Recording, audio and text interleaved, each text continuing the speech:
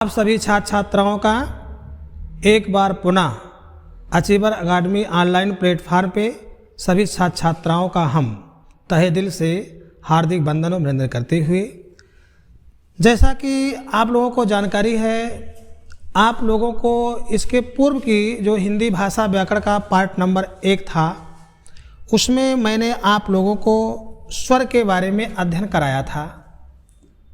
स्वर, आप सभी छात्र छात्राओं को स्वर के बारे में मैंने अध्ययन कराया था। स्वर की संख्या कितनी होती है, मूल स्वर कितने होते हैं, अयोगवाह कितने होते हैं, इन सब बिंदुओं के बारे में आप लोगों को मैंने चर्चा किया था और मैंने आपको पढ़ाया था। और आज आप लोगों को पुनः उसी से संबंधित सवाल और आगे बताए जाएंगे।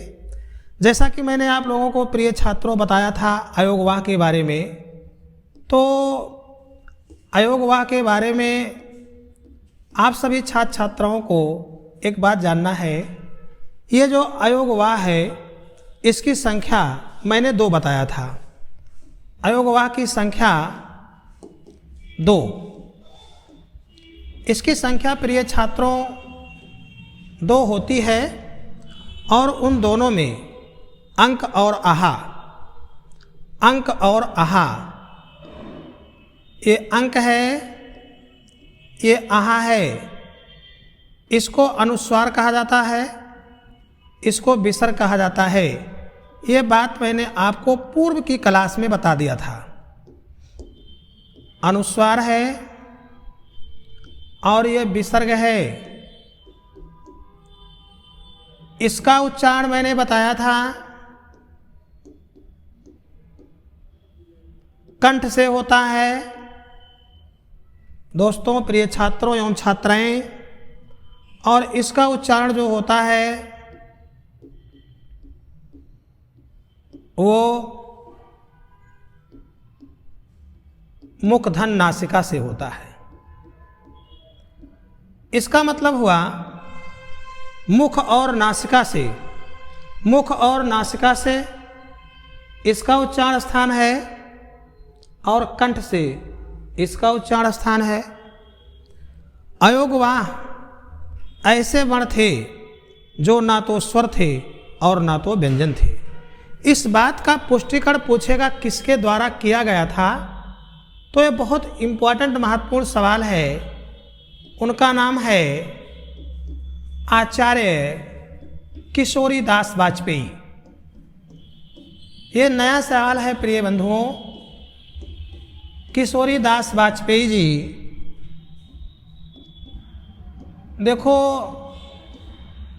किशोरी दास वाजपेयी ये कवि हैं और इन्होंने अयोगवाह की संख्या को 2 माना है। एक सवाल आपके पेपर में आता है, बहुत इंपॉर्टेंट है। इसके बाद आप सभी छात्रों को एक जानकारी है कि वर्ण की जो सबसे लघुतम इकाई होती है उसको हम ध्वनि कहते हैं। तो आज हम आप लोगों को ध्वनि के बारे में कुछ विशेष बिंदुओं को लेकर आपके सामने आए हैं।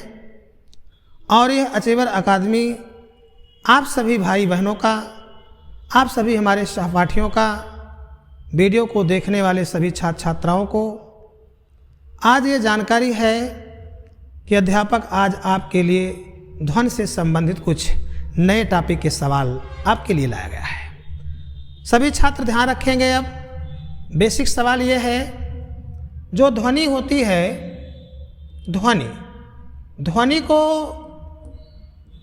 स्वनिम कहा जाता है। स्वनिम कहा जाता है। एक सवाल आप लोगों के पेपर में पूछता है कि ध्वनि को और क्या कहा जाता है, तो ध्वनि को स्वनिम कहा जाता है। और जो स्वनिम है, इसको एक नए रूप में और जानते हैं, जिसको ध्वनिग्राम कहा जाता है। प्रिय सहपाठियों, भाइयों, बंधुओं, आप ध्यान रखेंगे स्वनिम को ध्वनिग्राम कहा जाता है। पेपर में सवाल पूछेगा कि स्वनिम को और क्या कहा जाता है, तो स्वनिम को ध्वनिग्राम कहा जाता है और ध्वनि को स्वनिम कहा जाता है। प्रिय सहपाठियों, ये स्वनिम जो है,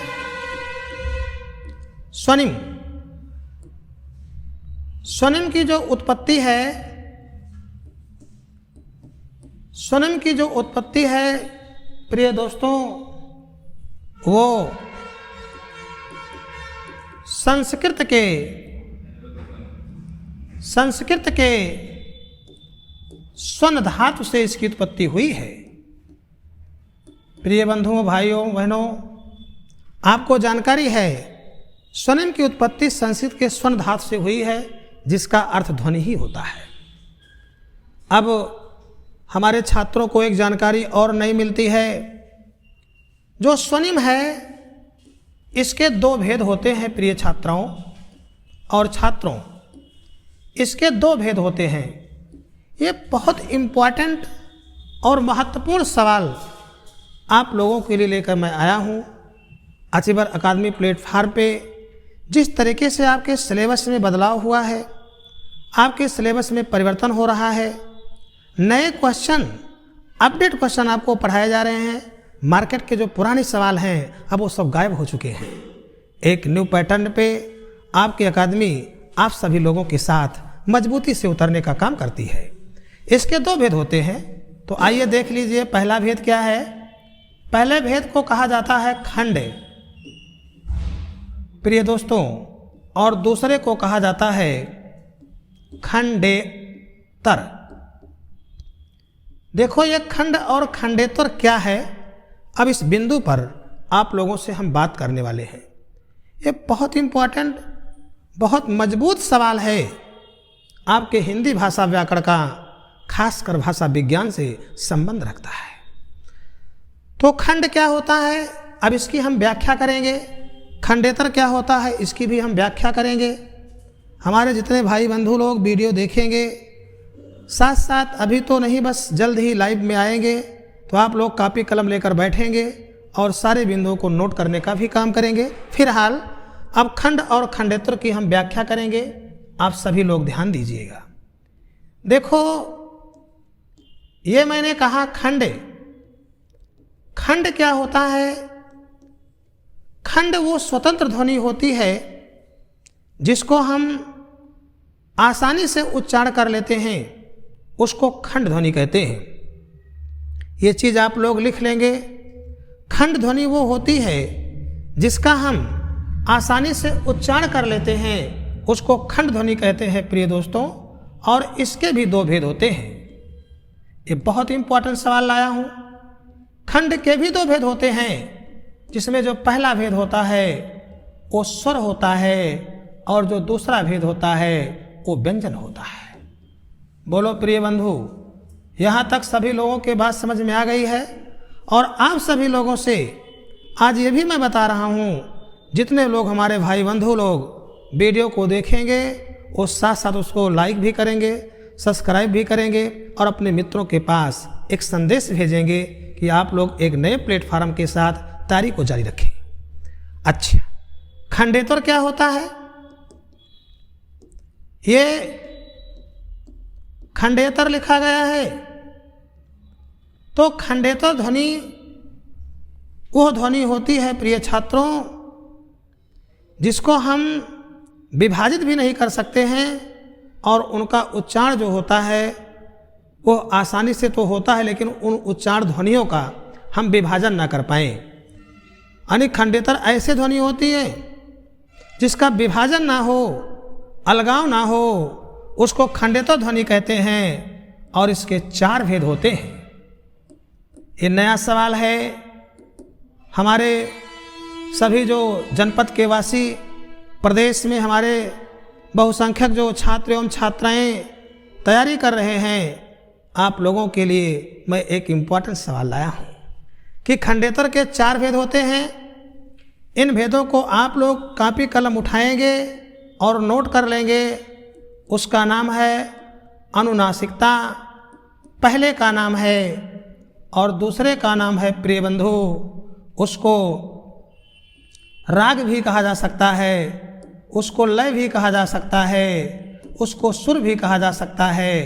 वो सुर देवता वाला नहीं, जैसे आप ढोलक बजाते हैं, आप कोई कविता पढ़ते हैं, उसमें सुर लय ताल ये होता है, उसकी बात हो रही है। और जो तीसरा भेद है बंधुवर, वो आपके पेपर में जो आ रहा है उसको अनुतान कहा जाता है, अनुतान कहा जाता है। और जो चौथा भेद है प्रिय सहपाठियों, उसको संगम कहा जाता है। ये चार जो भेद आप लोगों को बताए गए हैं, ये खंडेतर ध्वनि के भेद हैं। पेपर में सवाल आएगा खंडेतर ध्वनियाँ क्या होती हैं, ये सब प्रैक्टिस में नए सवाल आ चुके हैं। ऐसे सवालों के साथ टीचर आपके साथ खड़ा है। आप लोग ऑनलाइन प्लेटफॉर्म से हमारे जुड़ेंगे, आप लोग अचीवर अकादमी संस्थान से जुड़ेंगे, जो आपके साथ एक मजबूती के साथ काम करने के लिए रेडी हो चुकी है। ये अनुनासिकता है। अनुनासिकता आप लोग जानते हैं, जो अनुनासिक वर्ण होते हैं, हिंदी में अनुनासिक जो वर्ण आप पढ़ेंगे, जिनकी संख्या आपको 5 बताई जाएगी, जिसको पंचम अक्षर आप लोग कहोगे, जिसको बाबू श्याम सुंदर दास ने माना है। हिंदी वर्णमाला में जो 5 अनुनासिक वर्ण होते हैं, उसको बाबू श्याम सुंदर दास ने माना है। एक नया सवाल जाएगा, एक नया संदेश आपके लिए लाया हूँ। और राग आप लोग समझ ही गए। अनुतान सबसे महत्वपूर्ण बात। प्रिय सहपाठियों, प्रिय छात्रों, इस बिंदु को आप लोग बहुत ध्यान देंगे। अनुतान क्या होता है? अनुतान का शाब्दिक अर्थ होता है आरोह, अवरोह, उतार, चढ़ाव। जब हम वर्णों को बोलते हैं, जब हम वर्णों का उच्चारण करते हैं, जो उतार और चढ़ाव होता है उसको अनुतान कहते हैं। आप कह सकते हैं आरोह, आप कह सकते हैं अवरोह, आप कह सकते हैं उतार, आप कह सकते हैं चढ़ाव, आप भूगोल की भाषा में कह सकते हैं ज्वार और भाटा। बोलो हाँ या ना? तो एक प्रकार का सवाल, एक प्रकार का सवाल ये आपके लिए मैं लाया था। और संगम का मतलब तो होता ध्वनियों का क्या? मेल। तो कहने का मतलब आप लोगों ने ध्वनि के बारे में अध्ययन किया है। एक सवाल अभी और यहाँ से आपके लिए मैं लाऊंगा, इसको आप लोग उतार लेंगे। इसको आप लोगों ने समझ लिया कि खंड ध्वनि क्या होती है, खंडेतर ध्वनियाँ क्या होती हैं, किसके कितने भेद होते हैं, कितने भेद नहीं होते हैं। ये सारा सवाल मैंने आप लोगों के लिए मजबूती से लाया। अब एक बात और आपको जानना है, वो भी आप जानेंगे। सवाल आता है ध्वनि के कितने पक्ष होते हैं? ध्वनि के कितने पक्ष होते हैं? ध्वनि के कितने पक्ष होते हैं? एक सवाल मैं लाया हूं। ध्वनि के कितने पक्ष होते हैं? तो जो ध्वनि के पक्ष होते हैं 3 होते हैं। ध्वनि के 3 पक्ष होते हैं सहपाठियों। प्रिय छात्रों एवं छात्राओं, प्रिय बंधुवर, ध्वनि के 3 पक्ष होते हैं। जो पहला होता है उसको उत्पादन कहा जाता है। जो दूसरा होता है उसको संवहन कहा जाता है। और जो तीसरा होता है उसको ग्रहण कहा जाता है। देखिए उत्पादन क्या है? जैसे आप किसी शब्द को बोलते हैं वो उत्पादन है। और जब आप बोलते हैं, जो ध्वनियाँ हैं ये वायु तरंग के माध्यम से चलती हैं, वो संवहन है। और जब वो चल करके कानों में पड़ जाती हैं तब उसको ग्रहण कहते हैं। तो ग्रहण का जो संबंध है वो कान से है। अब कान नहीं लिखा है तो कर्ण से है। जो संवहन है ये वायु तरंगों से इसका अर्थ है। वायु तरंग, जैसे आपने कोई वर्ण बोला तो वर्ण वायु तरंगों के माध्यम से ही तो एक दूसरे के पास जा सकता है। आप फ़ोन करते हो, अगर वो कीड़े ना होती वायुमंडल में तो आपकी बात दूसरे तक कैसे पहुंच पाती, बोलो। और उत्पादन का मतलब होता है वाग तंत्र। वाग तंत्र, वाक माने क्या होता है? वाणी। जो वाणी का तंत्र है, यहाँ तंत्र का मतलब होता है जिन अंगों से उसको हम बोलते हैं, जिन अंगों से बोलते हैं उसको वाकतंत्र कहते हैं। तो मोटी मोटी बात हमारे सभी छात्रों ने समझ लिया।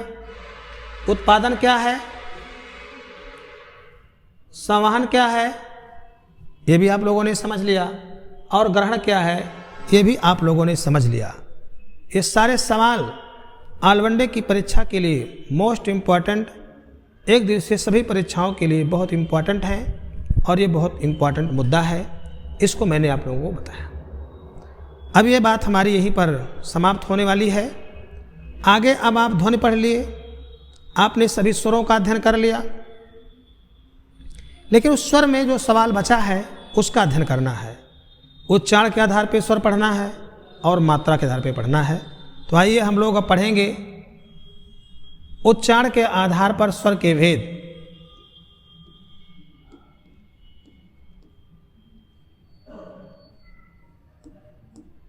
उच्चारण के आधार पर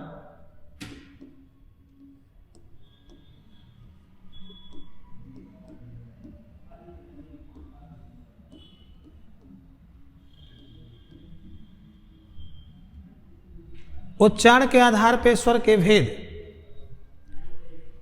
कितने होते हैं? 3 होते हैं। उसमें जो पहला है वो है अग्रस्वर, जो दूसरा है वो है मध्यस्वर, जो तीसरा है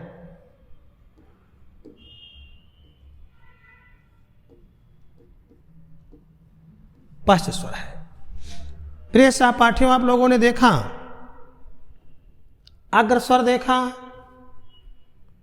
आप लोगों ने मध्य स्वर देखा, और आप पश्च स्वर देख रहे हैं। तो अग्रस्वर क्या होता है? ऐसे स्वर जो मुख के अगले भाग से निकलते हैं उनको अग्रस्वर कहते हैं। ई, ए, ये अग्रस्वर होते हैं। मध्य स्वर वह होते हैं जो मुख के मध्य भाग से निकलते हैं, मध्य भाग से उनको मध्य स्वर कहते हैं। इसमें आ, हर्ष आ आता है। पश्च स्वर प्रिय सहपाठियों वो होते हैं जिसको बोलने से अंदर से श्वास में खिंचान आता है, खिंचान आता है, उसको कहते हैं पश्च स्वर। हर्ष ओ, दीर्घ ओ, आओ, बड़ा आ, ये आपके पश्च स्वर हैं। बोलो प्रिय सहपाठियों, इतनी बात समझ में आ गई। अग्रस्वर क्या है, मध्य स्वर क्या है, पश्च स्वर क्या है, ये सारे सवाल हमारे सभी छात्रों के समझ में आ गया है। आगे हम चलते हैं तो आप लोग पढ़ते हैं मात्रा के आधार पर स्वर के भेद। मात्रा के आधार पर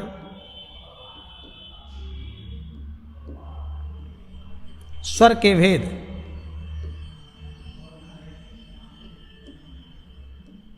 बोलो कितने होते हैं भाई?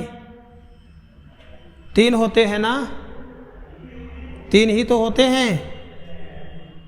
पहला है हर्ष स्वर, दूसरा है दीर्घ स्वर, और तीसरा है पुरुष स्वर। प्रिय सहपाठियों, हर्ष स्वर वो होता है जिसको बोलने में 1 मात्रा का समय लगता है। एक मात्रा का समय लगता है, एक मात्रा का समय। देखो मिटा के लिख दे रहा हूं, मिटा के, हरस स्वर एक मात्रा का समय लगता है उच्चारण काल में।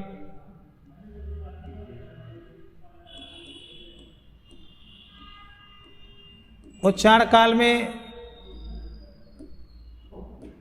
एक मात्रा का समय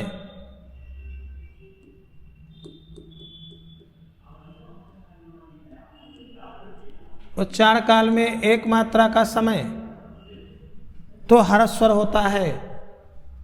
इसके अंतर्गत आ, ई, ओ और री आता है।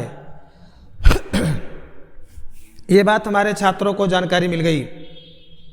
और आप जानेंगे, ये तो पहला था, दूसरा है दीर्घ स्वर। जो दीर्घ स्वर होता है इसको बोलने में दो मात्रा का समय लगता है। दो मात्रा का समय, दो मात्रा का समय लगेगा, दो मात्रा का समय, दो मात्रा का समय लगेगा।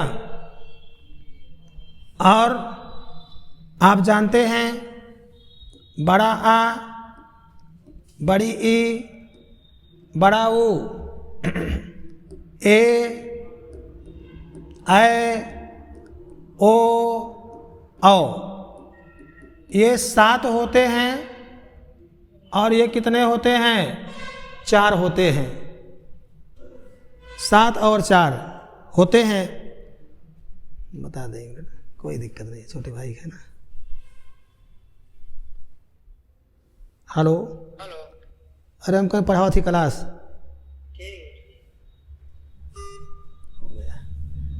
आप प्रिय दोस्तों फिर बने रहेंगे हमारे साथ। ये आपका पुलुस स्वर है, पुलुस स्वर है। प्रिय सहपाठियों, जो पुलुस स्वर होता है इसको बोलने में 2 मात्रा से अधिक समय लगता है। और पुलुस स्वर का उच्चारण कंठ से होता है, गले से होता है। इसकी कोई संख्या निश्चित नहीं होती है। इसमें ओम आता है, इसमें श्री आता है। दोस्तों, इसके साथ आप विसर्ग का प्रयोग नहीं करते हैं। इसके अलावा प्रातः लिखा है, रामा लिखा है, कृष्णा लिखा है, मोहना लिखा है, श्यामा लिखा है। ये सब आपके पुलुस स्वर में आएंगे भाई ओम बंधु। आप लोग गलत ना कीजिएगा सवाल। पुलुस स्वर की कोई संख्या नहीं होती। पुलुस स्वर का उच्चारण कंठ से होता है। इसका उच्चारण पूछता है कहाँ से होता है? कंठ से होता है। क्या इसकी कोई संख्या होती है? तो नहीं होती है। पुलुस स्वर का उच्चारण में 2 मात्रा से अधिक समय लगता है। उच्चारण में 2 मात्रा से अधिक समय लगता है।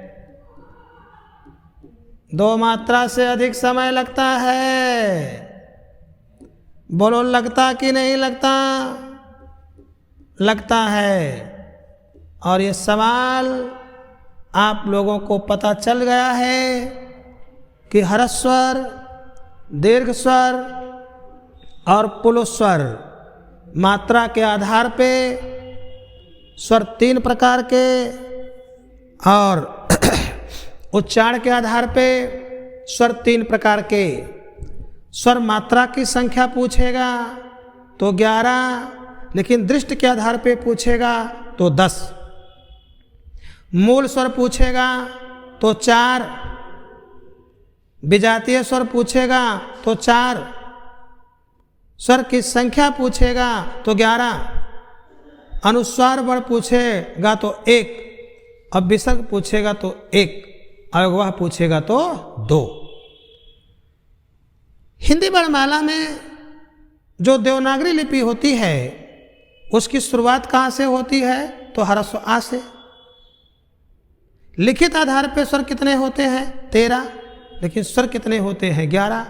प्रयोग हम कितना करते हैं? 11। मात्राएं प्रयोग में कितनी आती हैं? 10, लेकिन ऐसे मानी जाती है कितनी? 11। ये सारे जो मोटे मोटे सवाल हैं ये स्वर से संबंधित सवाल आपको बताए जा चुके हैं। आज की क्लास जो आपकी चली हुई है सारे स्वरों का अध्ययन हो गया है। अगली क्लास के लिए ऑनलाइन प्लेटफार्म पे कल हम फिर उपस्थित होंगे। आज के लिए क्लास धन्यवाद।